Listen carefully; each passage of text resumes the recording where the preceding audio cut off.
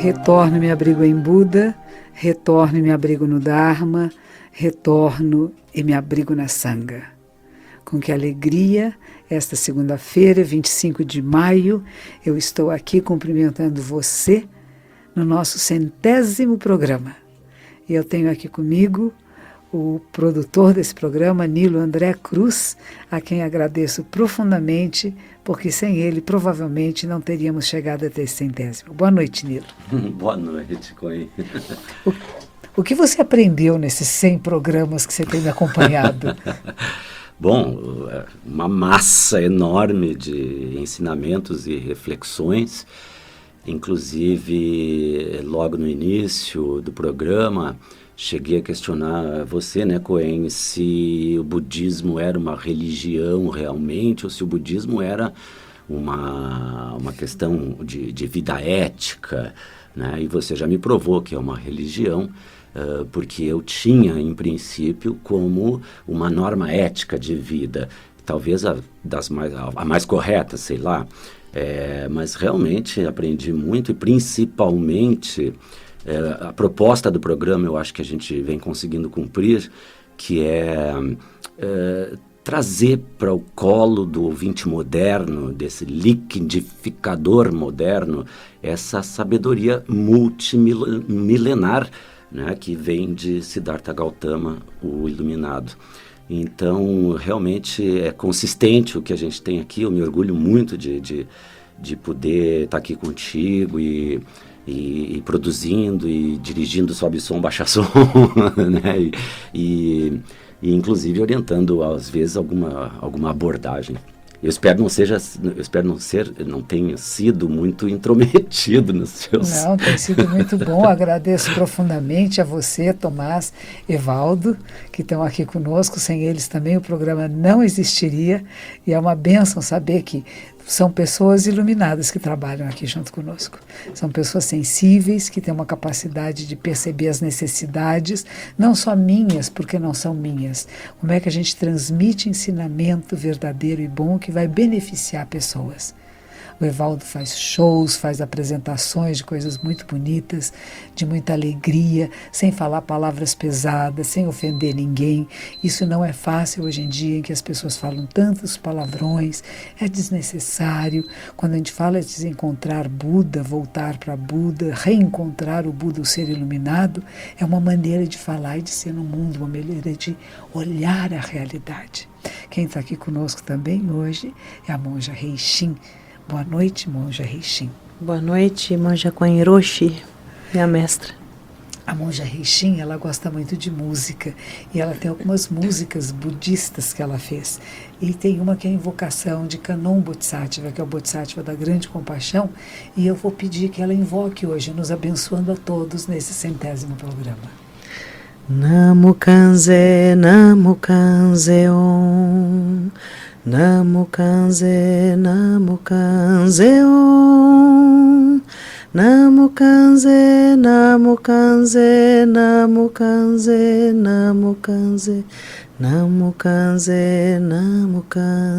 Om. Quando você tiver qualquer dificuldade na sua vida, não se esqueça de invocar Kannon Bodhisattva, que significa a sabedoria com a compaixão ilimitada. Algumas pessoas consideram Kannon Bodhisattva muito parecida com, seria Maria, mãe de Jesus. É a ideia desse ser que é pura compaixão, pura ternura, puro cuidado, né? Na verdade, Kannon Bodhisattva nunca foi uma pessoa que existiu como Maria de Nazaré, né? Kannon Bodhisattva é símbolo da compaixão ilimitada do ser humano. É alguma coisa que é a essência do nosso ser e para a qual a gente pode voltar, deve voltar e tem que acessar. E por que a compaixão como um dos conceitos centrais do Zen budismo? Ou do budismo todo? É exatamente importante isso, porque é sair do meu eu separado. A ideia de eu existo separada dos outros. A dor do outro é a minha. Por isso a palavra compaixão, estou com a paixão do outro, mas também com alegria. Não é só com a tristeza, mas com a alegria.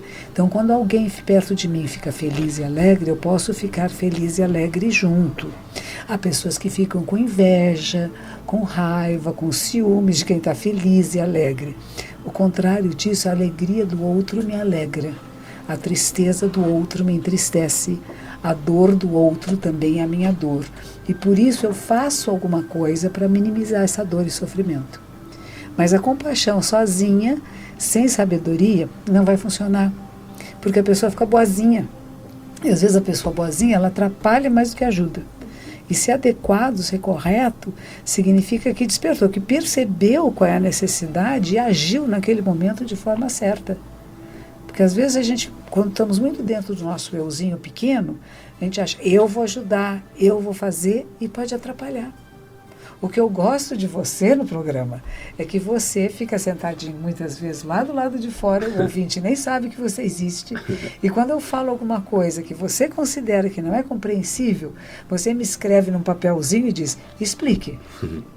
E eu acho que muitas coisas que os ouvintes e as ouvintes estão aprendendo é graças a você interferir de uma forma, não é o eu.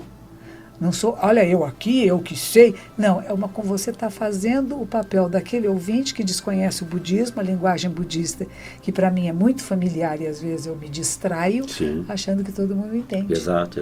E é importante isso, né? Claro, porque eu me coloco na situação do ouvinte, leigo como eu, que não tinha contato com o budismo, com o Zen budismo particularmente, apesar de algumas leituras na adolescência, etc., mas né, nenhuma intimidade.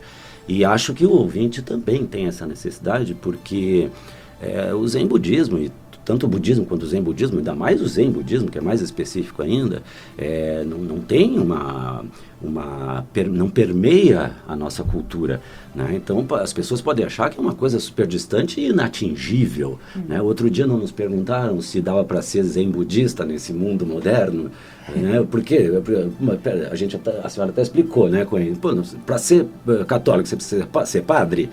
Para ser um bandista, precisa ser pai de santo? Não, então para ser zen budista ou budista também não precisa ser monge, né? Quanto melhor, agora as pessoas, acho que a gente vem trazendo isso para as pessoas e a gente tem visto pelos telefonemas aqui, né? Que as pessoas têm acumulado um conhecimento nesse sentido e principalmente no que tange a compaixão.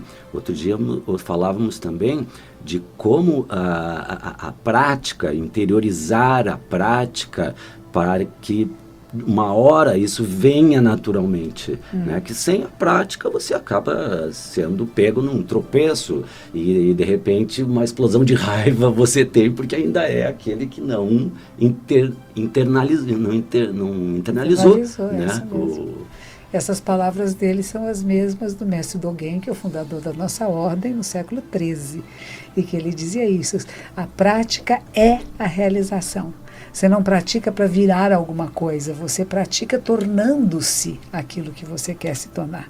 E às vezes a gente não consegue, é como, sei lá, tiro ao alvo, você vai lá e não consegue acertar na mosca, mas você treina, e o seu corpo vai aprendendo até uma hora que não é mais um processo mental, mas não é mais uma intenção, e todo o seu corpo sabe o que fazer. Essa é a ideia da prática, da compaixão, da sabedoria, do treinamento, da meditação, que eu convido você a vir sentar conosco. Todos os sábados às 18 horas, domingo às 11 horas da manhã, há práticas de meditação para iniciantes, para quem nunca fez meditação. E não é uma coisa tão difícil assim. É você prestar um pouco atenção no agora. O que está acontecendo agora? Em que postura você está? Como está a sua respiração? Há 3 dias atrás, o consulado da Índia fez um evento bem interessante, porque vai se fazer o mês que vem, dia 21 de junho, é o Dia Internacional da Yoga, que foi definido pela ONU, as Nações Unidas, porque a yoga tem se espalhado pelo mundo inteirinho. Eles fizeram um dia internacional, 21 de junho. E o consulado da Índia nos convidou o professor Marcos Rojo, o professor César Devesa, que é um médico e trabalha com Ayurveda, e uma senhora que é a presidente da Associação de Yoga de São Paulo. E nós fomos conversar com um grupo de pessoas. E abriu-se finalmente para perguntas, e um jovem nos perguntou o seguinte: o que nós achávamos de usar drogas, alucinogênicos, o mesmo chá da ayahuasca, para a gente acessar níveis superiores de consciência. Isso que o yoga quer dizer união, juntar-se, estar unido ao sagrado, ao infinito, ao absoluto, né? E foi interessante porque o professor Devez, ele é um médico, ele disse assim: na Índia, antigamente os yogis, e eram brahmanes, yogas eram sacerdotes, eram aqueles que praticavam yoga, não usavam drogas, não usavam nada, só respiração consciente. E a respiração consciente nos permite acessar verdadeiramente a níveis especiais de consciência, que a gente fala, não é alterado. Alterado é esse, que nós estamos agora reclamando, resmungando. Esse não é o nosso estado natural, esse é o estado alterado. O estado natural é tranquilo, é pacífico, é amoroso, é eterno. Então, eles não usavam nada. Mas quando teve as invasões, várias invasões que houve na Índia, inclusive de arianos, os povos que trouxeram, esses usavam alguma coisa que era chamado soma, que é uma coisa parecida com alguns alucinógenos naturais, como os nossos indígenas têm. E alguns dos brahmanes, os sacerdotes, alguns yogis, para não desagradar os invasores, começaram a usar esses produtos.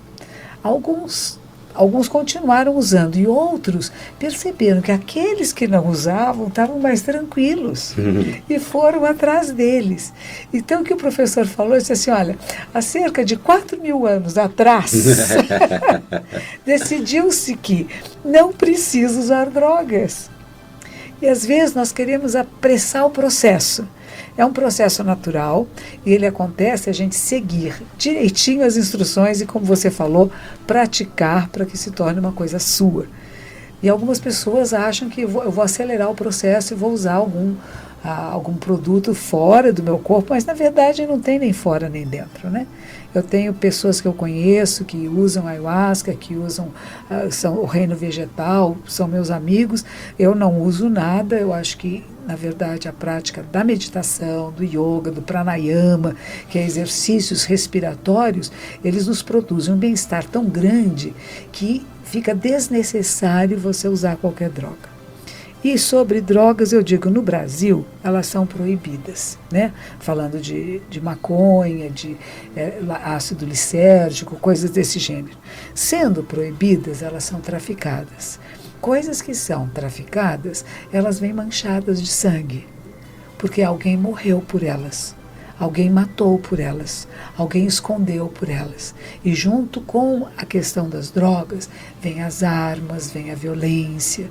Então, se nós não queremos um mundo violento, por que nós investimos e damos dinheiro para aqueles que ainda estão vivendo nessa violência? Não é que a droga em si seja má. Vocês vejam, agora tem um remédio muito bom da cannabis sativa, né? Que é o elemento ativo da maconha. Canabinol, que está curando muita gente. O Brasil demorou para aceitar, mas já está aceitando, né, como um medicamento, né? Então, como que você usa aquilo que existe? Você pode usar qualquer uma dessas experiências, por exemplo, com a ayahuasca, você pode usar com um grande mestre, com um professor que te eleve espiritualmente, que conduza essa experiência, como pessoas que podem usar de maneira errada. Mas, da mesma maneira, você pode usar a sua respiração e a sua meditação para alguma coisa que eleve você ou para alguma bobagem. Então, preste atenção. Qual é a sua intenção verdadeira? Por que você quer meditar? Por que você quer se tornar zen? O que é isso, tornar-se zen? O que é este momento zen que estamos compartilhando agora? Eu vou pedir novamente, hoje é o nosso 100º programa, significa 2 anos ininterruptos de programa Momento Zen aqui na Rádio Mundial. E agradecendo a Kanon Bodhisattva, o Bodhisattva da Compaixão Ilimitada, eu vou pedir novamente para a monja Reishin, que está conosco, de fazer essa invocação. Que ela nos abençoe a todos aqui da Rádio Mundial que trabalham conosco, Evaldo, Tomás e os outros que hoje não estão aqui, mas também são fundamentais para essa experiência, os fundadores, os responsáveis, as pessoas responsáveis, Otávio Leal, meu querido Otávio Leal, que esteve comigo no programa passado, porque ele não podia estar neste. Não podia. Ele celebrou conosco os 2 anos a semana passada. Então, abençoando a tudo e a todos, a nossa cidade de São Paulo, o nosso estado, o nosso Brasil e o mundo. Que essas ondas de rádio cheguem a todos os seres e levem essa mensagem de compaixão e de ternura. Por favor. Namo Kanze Om. Namo Kanze Om. Namo Kanze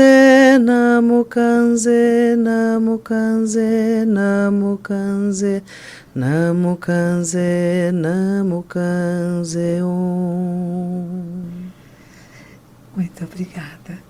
Você pode nos explicar um pouquinho como é que surgiu essa música, esse entoar, esse canção? Nós estávamos na comunidade e numa roda e pessoas da comunidade, da nossa sanga, uma moça trouxe essa melodia, uma melodia da África, de um canto de roda da África, a melodia africana. E aí nós começamos a colocar o nome de Canzeon, Namo Canzeon, com a melodia africana. Então, quando nós cantamos Namo Canzeon, sobre uma melodia de roda africana, realmente é muito forte. Sim, né? Deve ter causado E tanto é que ficou, né, para nós. Ficou forte. E é bonito, porque a gente pensar na Mãe África, né? A origem da vida humana, alguns autores acreditam que surgiu na África. A nossa Mãe África tão sofrida, tão abandonada, tão esquecida, que ainda até hoje está sendo tão explorada, maltratada. Maltratada, explorada, e que a gente espera que todos nós possamos crescer o suficiente para nos ajudarmos mutuamente, né? Os países... porque não é muito diferente, desculpe interromper, Cunha, mas não é muito diferente das nossas cidades modernas, com as suas periferias, né, maltratadas, ou seja, o mundo enriqueceu em volta da África e simplesmente tratam a África como nada, né? Como um antro de gente incompetente, de gente que não tem estudo. Então, isso é o reflexo das nossas cidades, da nossa sociedade moderna, na verdade, né? É importante dizer que são pessoas maravilhosas, porque pode alguém entrar na rádio agora e achar que nós estamos dizendo que não, a África não, estamos dizendo tem seres como o mundo maravilhosos. Trata a África. Pois é. Não como são os africanos, né? E esse mundo... E agora tem tantos deles tentando ir para a Europa, aqueles navios que estão, os barcos que vão afundando. A deriva até de Myanmar, né? Myanmar tem um grupo de pessoas que foi posto à deriva e nenhum país quer recebê-los. Vocês imaginem isso? Eu me lembro da história de Thich Nhat Hanh, depois da guerra do Vietnã, isso era muito comum. Os vietnamitas fugindo do país que estava sendo bombardeado, iam por barcos e chegavam em outros países e eles não queriam deixar entrar. E esse monge, ele ia nesses países e pedia para o governo, por favor, deixe eles entrarem, porque senão vão morrer, não vão fazer no mar. Eram famílias, 700 famílias que estavam num barco. E o governo da cidade onde ele estava ficou muito bravo, dizendo que ele estava perturbando a ordem pública. E de manhã cedo, no meio da noite, aliás, foi um policial, bateu na porta do quarto dele, fez tec, tec, tec, né? Disse assim, eu vim aqui dar uma passagem de volta para o senhor está expulso do país, vai sair no primeiro voo amanhã. E ele ficou desesperado. E o desespero dele não era a vida dele, mas dessas pessoas. Elas não tinham chance de sobrevivência. E ele ficou muito desesperado. Ele era um homem que ensinava a meditação às pessoas, a chegar a um estado de tranquilidade, mas ele não conseguia se tranquilizar porque não era uma coisa pessoal, era uma coisa de um coletivo muito grande. Ele iniciou a caminhar no quarto. Ele caminhava e disse a si mesmo, eu chamo a paz e que a paz venha. E começou a trabalhar com respiração consciente. E trabalhando com a respiração consciente, fazendo essa respiração mais profunda, mais lenta, ele conseguiu acalmar a sua própria mente e regularizar suas ondas mentais. E com isso ele se lembrou de um cartãozinho de visitas que alguém havia dado para ele, de um adido cultural de outro país. E ele pegou e telefonou para essa pessoa. E essa pessoa conseguiu que, em vez dele sair às 6 da manhã, ele saísse ao meio-dia. E nessas 6 horas colocaram alimentos e água no navio. Ele não conseguiu que o país recolhesse esses náufragos, vamos dizer assim, né?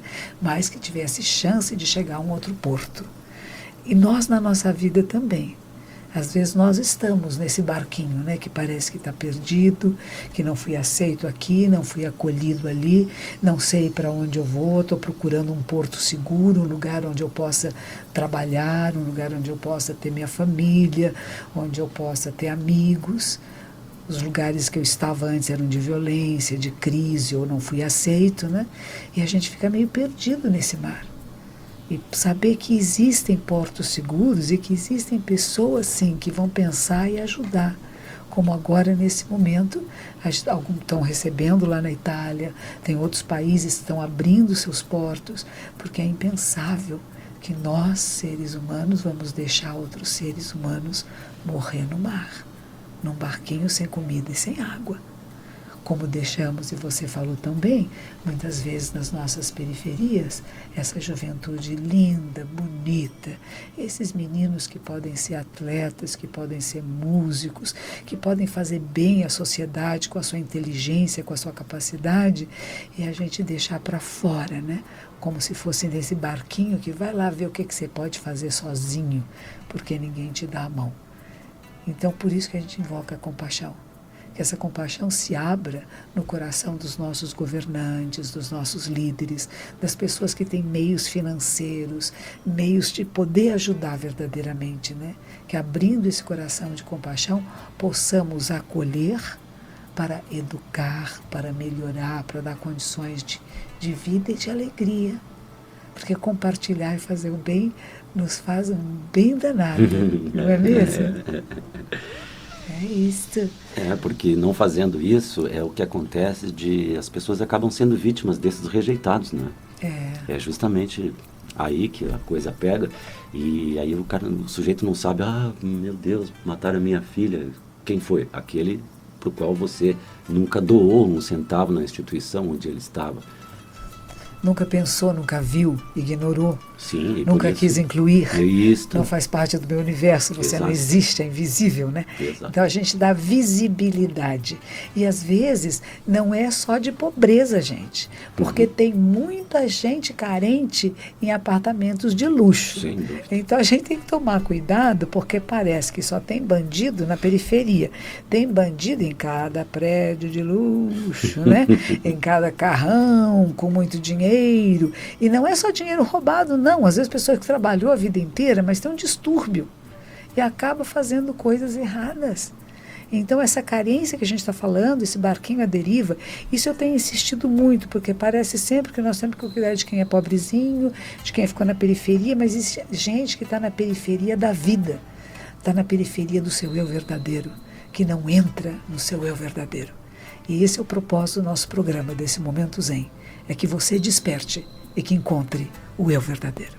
Cohen, nossos 30 segundos finais de programa, eu como produtor não posso deixar de convidá-lo, de reforçar que no templo você encontra farta literatura e que o site do templo também está sempre aberto e também sugiro a você, ouvinte, que recomende pelas redes sociais, porque a Rádio Mundial está na internet, é possível ouvir o programa de qualquer canto do mundo e do Brasil. Recomende nas suas redes sociais, aos seus amigos distantes, etc. Uma boa noite. Que possamos trazer a todos os seres um pouco de luz, de discernimento correto e alegria de viver. Que os méritos de nossa prática se estendam a todos os seres e que possamos nos tornar o caminho iluminado.